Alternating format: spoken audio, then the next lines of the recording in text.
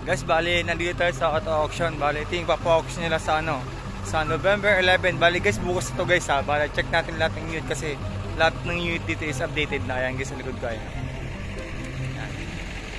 May mga lote na yan guys ha. Bali, pagpunta nyo guys dito is punta kayo sa marketing department. Bibigyan kayo ng catalog ng listahan dito. Yung mga available na unit dito.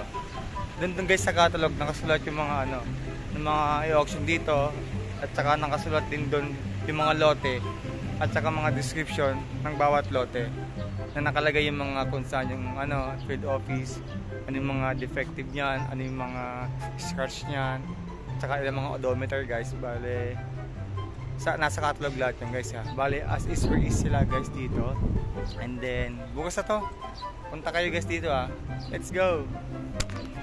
And then para naman makita yung mga detalye ng unit guys dito is punta kayo sa link nila ng website is hmr.ph. Bale, nandyan lahat guys ng detalye ng unit na ipapa-auction dito sa November 11. Bale, viewing dito is 8 AM to 5 PM. Ganun pa din is may deposit 20,000, refundable kapag walang napanilunan. And then pag viewing dito guys, pwede kayong magdala ng mekaniko para sure sa i-video is okay, di ba? And then, pwede dito i-start engine, check nyo lahat, yung loob, yung labas, para sure sa unit na gusto nyo is talagang mga pusuan nyo.